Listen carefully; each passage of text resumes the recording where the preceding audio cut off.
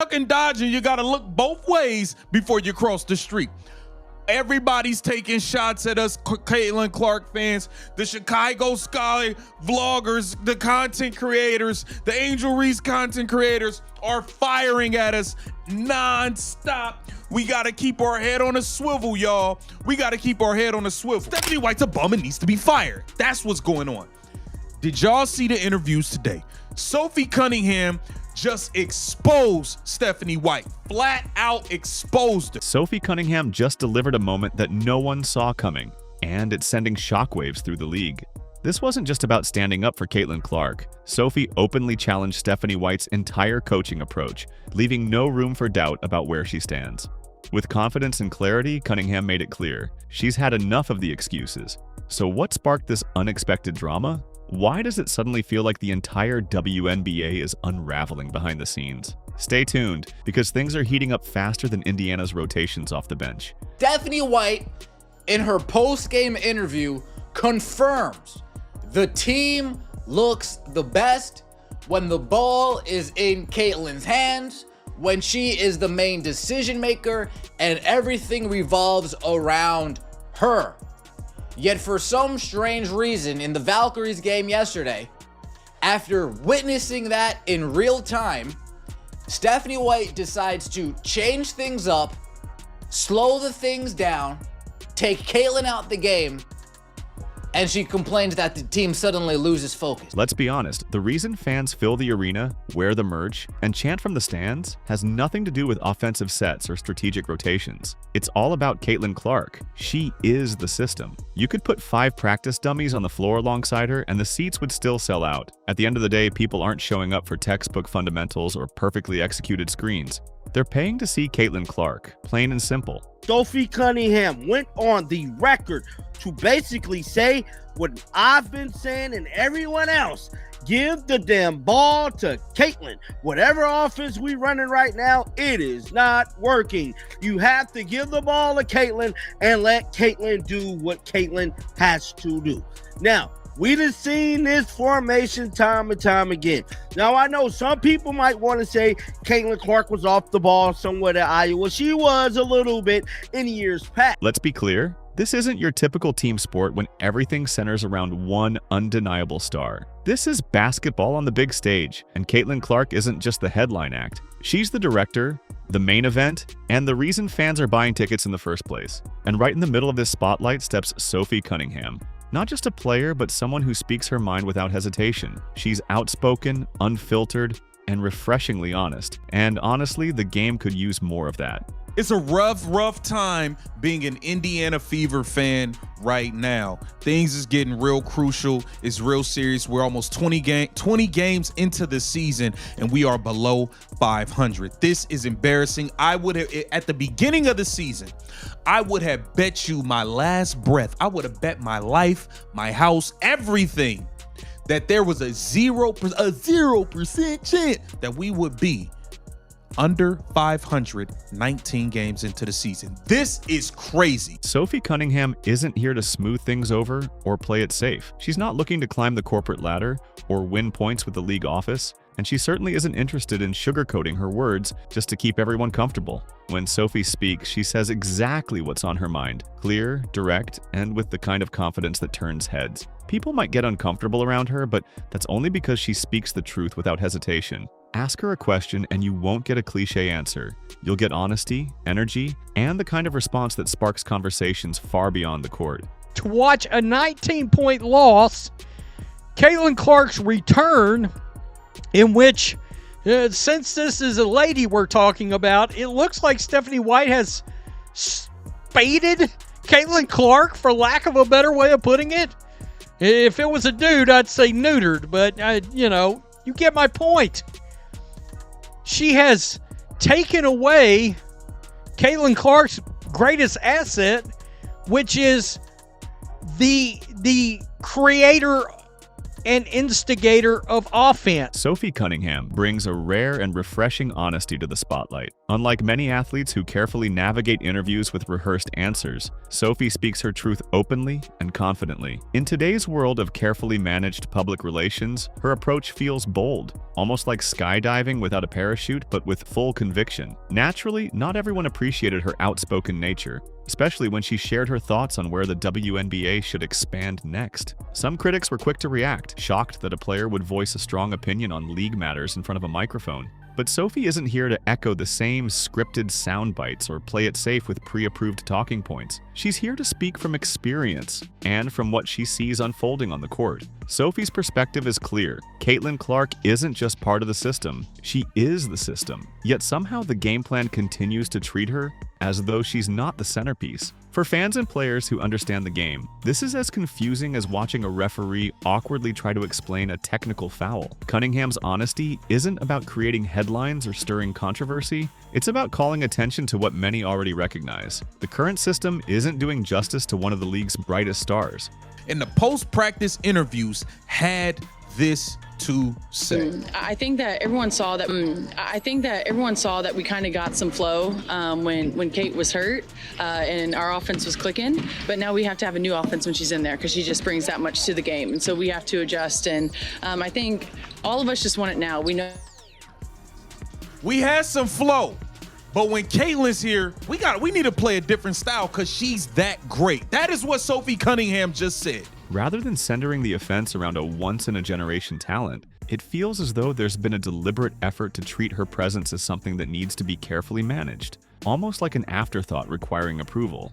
But Caitlin Clark isn't just another piece in the lineup. She's not a project in development. She's the foundation, the headliner, and the player fans show up to see. Sophie Cunningham doesn't waste time with vague statements or outdated coaching philosophies that seem stuck in the past.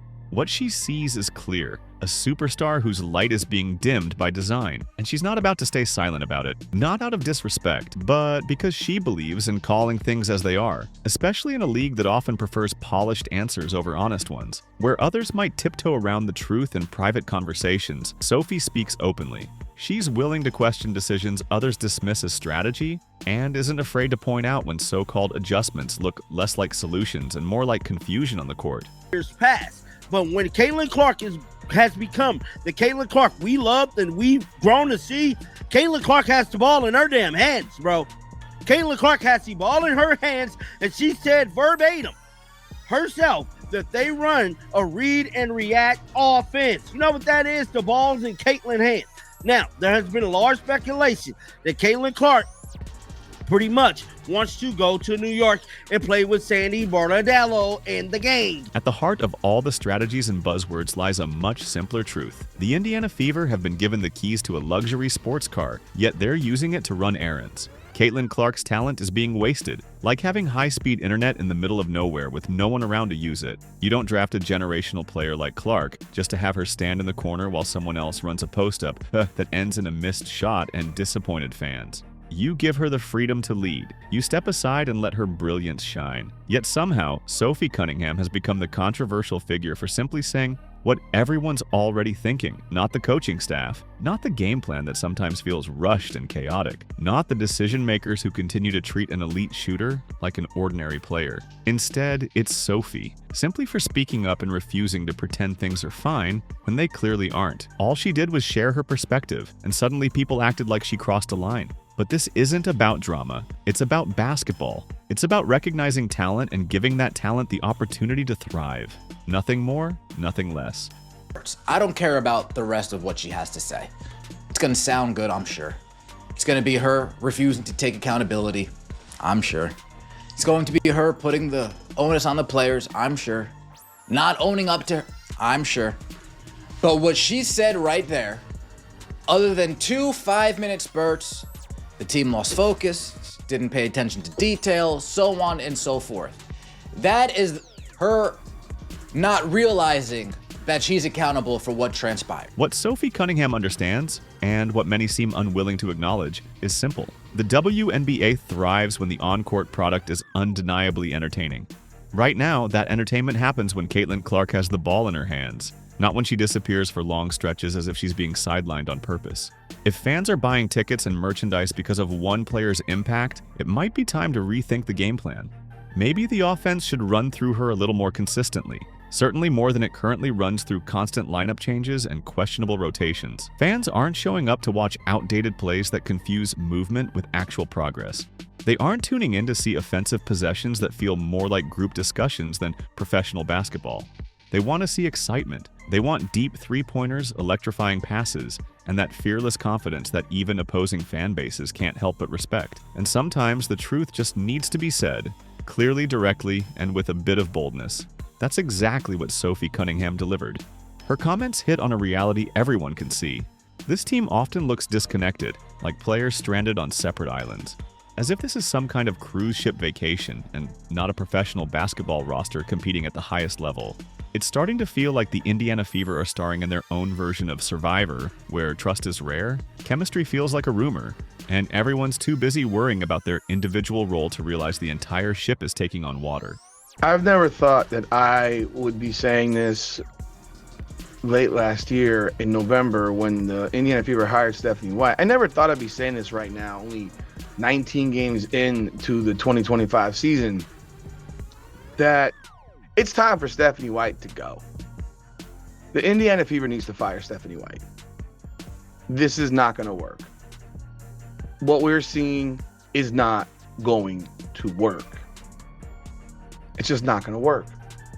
Sometimes the truth just needs to be said, clearly, boldly, and without hesitation. And right when it felt like things couldn't get any more heated, Sophie Cunningham delivered a comment that cut through the noise. She pointed out what's become painfully clear to anyone paying attention. This isn't how a professional basketball team is supposed to operate. It's as if the players are stranded on separate islands, operating without trust, connection, or a shared purpose. At times, the Indiana Fever look less like a cohesive unit and more like contestants on some version of Survivor Wnba edition, where everyone's rowing in their own direction, hoping the ship somehow stays afloat. Sophie didn't hold back. She simply called out what many have been thinking. The chemistry issues aren't subtle, they're obvious. This team isn't just struggling to gel, it's almost as if they're avoiding it altogether. It's become one long group project where no one wants to take the first step toward collaboration. And Sophie is the one reminding everyone that working together might not be such a bad idea. Yet, instead of addressing the glaring dysfunction, the leadership keeps spinning the wheel, hoping something eventually falls into place, as though team chemistry will magically appear like a special offer with an expiration date. At this point in the season, with over 20 games played, the head coach is still experimenting, still sketching out rotations and lineups like she's lost in a maze of her own design. That's not innovation. That's poor leadership disguised as strategy. Imagine having Caitlin Clark on your roster and one of the most dynamic talents in basketball today, and still treating offensive rhythm like it's some unsolvable puzzle. Too often, what's drawn up on the board doesn't look like purposeful, well-designed plays. Instead, it comes across as improvisation with no clear direction. Like how she looks, but man, it's tough. It's tough to get that growing to 100%. But I like the mindset, thinking about her long term, right? Long term, and that's what matters the most. I know we are trying to push the Indiana Fever to win a championship right now this year. I know a lot of fans would love to see it, but at the end of the day, man, if Caitlin Clark has to sit out for the rest of the year, would y'all be able to accept that? Would that be something you can live with? You know what I'm saying? Not saying she has to or anything like that. I'm just saying if that came about. At the end of the day, Sophie Cunningham is simply calling things as she sees them. She's no longer interested in dancing around the truth or sugarcoating what's obvious to anyone watching. If the players seem out of sync, it's not because of some vague vibe issue. It's a leadership problem. And honestly, it's been simmering since day one. Her now viral island analogy wasn't just a throwaway comment. It perfectly captured the root of the problem. There are scorers who aren't getting touches, defenders left without clear direction, and lineup rotations that often feel more random than strategic. This isn't a system. It's confusion disguised as coaching. Accountability seems to be missing, replaced by a playbook that feels more uncertain with each passing game, and a locker room where indifference is starting to settle in. The lack of cohesion has become impossible to ignore, and while others may hesitate to say it out loud, Sophie has no problem shining a light on the obvious. What's surprising is how many people still seem shocked by her honesty. The reality is simple. This team isn't lacking talent, far from it. The Fever have the pieces, but talent without structure leads only to disarray.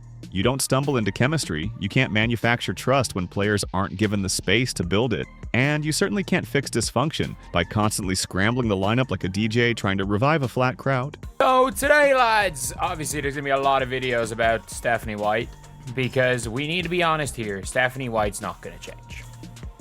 Stephanie White is not going to change. Stephanie White is not going to stop until her style of drag everyone down to their level basketball prevails. She's not going to change. And I do not think that we're going to see very much of Stephanie White, or very much of the Fever playing good basketball under Stephanie White. When Sophie Cunningham speaks up, people tend to listen. Her words don't get lost in the noise. They cut straight through it with clarity and conviction. She's not offering quiet suggestions or vague feedback. She's providing an honest assessment of what's really happening.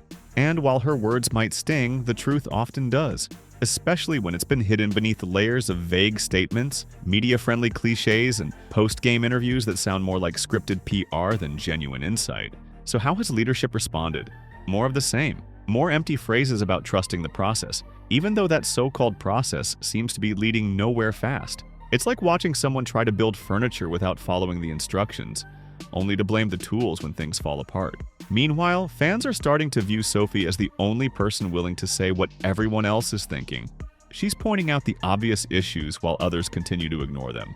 It's like a scene from a movie where she spots the warning signs and everyone else insists on making the same mistakes, hoping for a different outcome. Late last year in November, when the Indiana Fever hired Stephanie White, I never thought I'd be saying this right now, only 19 games into the 2025 season, that it's time for Stephanie White to go. The Indiana Fever needs to fire Stephanie White. This is not going to work. What we're seeing is not going to work. It's just not going to work.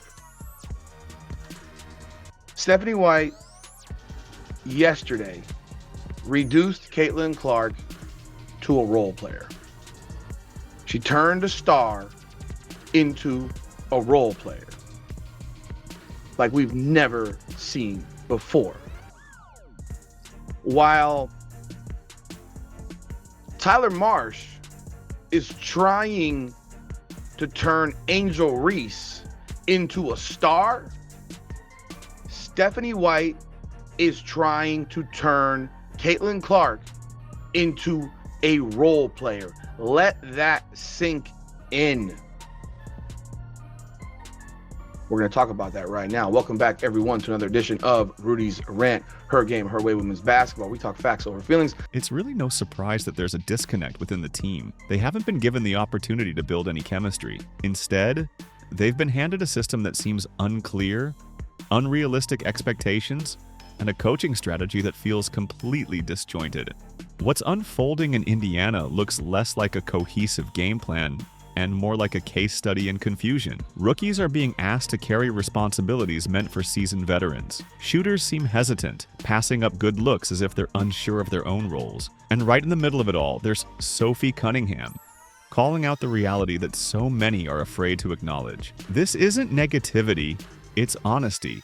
Sophie isn't criticizing the players, she's standing up for them. She's pushing for a structure that celebrates talent, rather than burying it beneath passive-aggressive decision-making or outdated strategies. Her message isn't about protecting egos or sugarcoating the situation. It's about urgency. It's about recognizing the reality of what's happening. This isn't a roster scraping by with minimal talent. This is a team with real potential. Yet it's being managed like a rehearsal gone off script. While others are busy pretending everything is fine, Sophie is simply asking the questions that need to be asked, loud and clear. Stephanie White under fire by Fever fans. She blasted her team after the squad's loss to the Golden State Valkyries, which was a rough watch. No question about it, says there is correct. But she's going to get criticism because of the mixing of the lineups and the way Caitlin Clark was utilized, or the idea of playing Caitlin Clark off the ball, which has been an on and off topic all season long. What's truly surprising here isn't Sophie Cunningham's comments. It's the fact that these things even need to be said this far into the season.